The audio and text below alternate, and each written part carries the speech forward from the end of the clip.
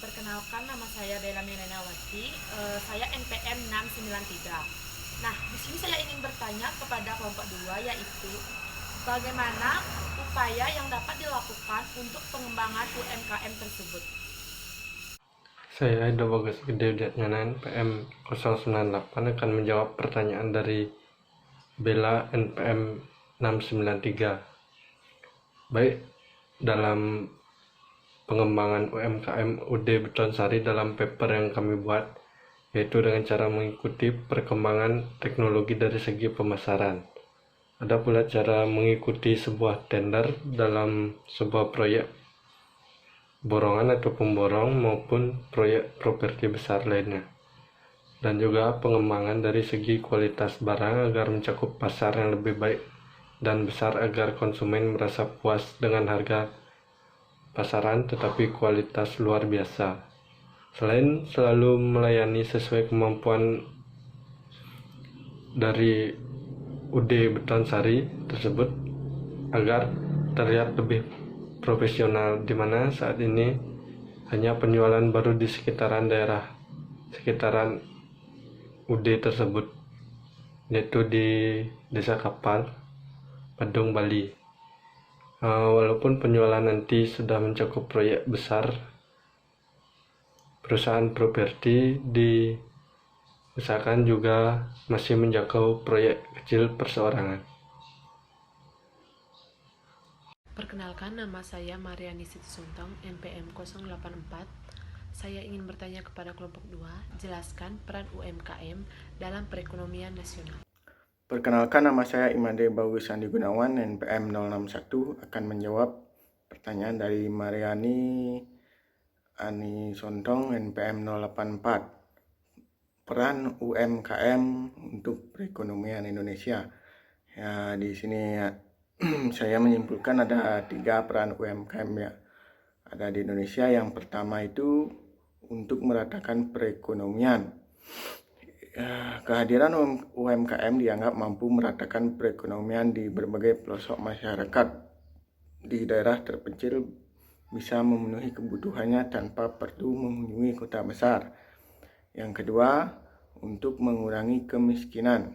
Dari data UMKM yang dimiliki oleh Kementerian Koperasi Usaha Kecil Menengah, angka pertumbuhan pelaku UMKM selalu naik dari tahun ke tahun, sehingga UMKM memberikan peluang bagi pelaku usaha untuk membuka lapangan kerja baru. Penyerapan tenaga kerja yang tinggi bisa mengurangi kemiskinan sehingga berkurangnya angka pengangguran di Indonesia. Yang ketiga, memberikan devisa. Usaha kecil dan menengah ini dinilai mampu menyumbang devisa bagi negara. Sumber-sumber devisa tersebut antara lain adanya ekspor barang dan jasa ke negara lain, serta kehadiran wisatawan asing yang berbelanja di negeri ini. Nama saya Gusti Aidina Mahdewi, NPM 086.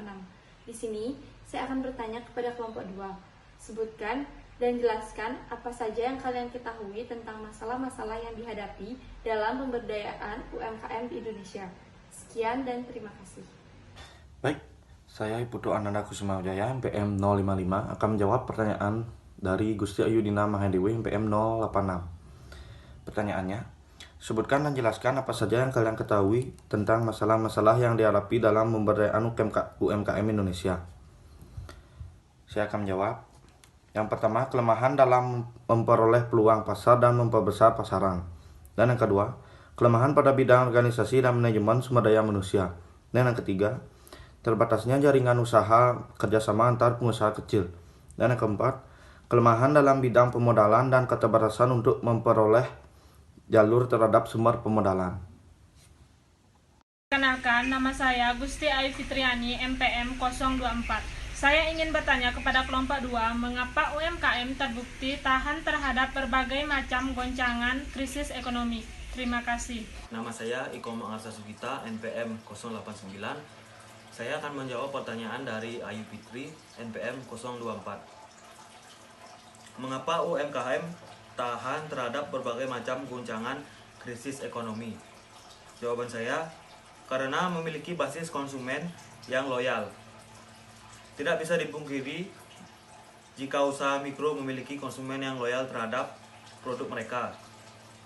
Ini disebabkan karena beberapa faktor pendukung, diantaranya adalah usaha mikro cenderung memanfaatkan sumber daya lokal termasuk sumber daya manusia, modal dan bahan bakunya.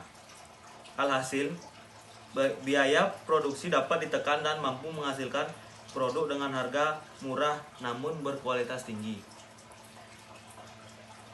Produk selalu dibutuhkan. Hal berikut yang menjadikan usaha mikro dapat bertahan selain konsumennya yang loyal dapat dilihat dari segi produk yang mereka jual. Apabila kita lihat beberapa produk yang terkena dampak resesi adalah produk yang memiliki skala pemasaran luas. Katakanlah seperti produk impor. Namun produk dari usaha mikro dapat bertahan karena memang berfokus pada produk yang dibutuhkan banyak orang. Misalnya untuk produk kebutuhan sehari-hari seperti makanan atau kebutuhan sedang yang itu memang dibutuhkan. Perkenalkan, nama saya Putra Saskia Bayu, saya MPM dari 062. Di sini saya akan mempertanyakan tentang UMKM. Bisakah kalian jelaskan bagaimana perkembangan UMKM saat ini di Indonesia? Terima kasih. Baik, saya akan menjawab pertanyaan dari Anggun. Nama saya Iwayan Aditya Kusumawardana, NPM 18321211074. Pertanyaannya, bagaimanakah perkembangan UMKM di Indonesia saat ini? Saya akan menjawab. Saat ini, yang pertama, pemanfaatan sarana teknologi informasi dan komunikasi. Majunya UMKM di Indonesia tidak lepas dari perkembangan teknologi yang terjadi saat ini. Beberapa peneliti menunjukkan kalau salah satu faktor yang mendukung perkembangan UMKM adalah karena pemanfaatan sarana TIK atau teknologi informasi dan komunikasi. Para pelaku usaha mulai memanfaatkan sarana teknologi seperti smartphone untuk melebarkan pasar usahanya, serta menggunakan aplikasi komunikasi seperti WhatsApp dan media sosial untuk memasarkan produk yang dijual. Kedua, ada kemudahan meminjam modal usaha. Perkembangan UMKM di Indonesia tidak bisa lepas dari dukungan perbankan di tanah air. Terbukanya akses pembiayaan perbankan serta menurunnya kredit usaha rakyat mendorong tumbuhnya usaha mikro, kecil, dan menengah. Bahkan, perbankan wajib mengalokasikan kredit pada UMKM mulai tahun 2015. Berawal dari 5%, angka bunga itu terus tumbuh hingga 20% pada akhir tahun 2018 yang lalu. Baik, hanya segitu yang saya bisa jawab.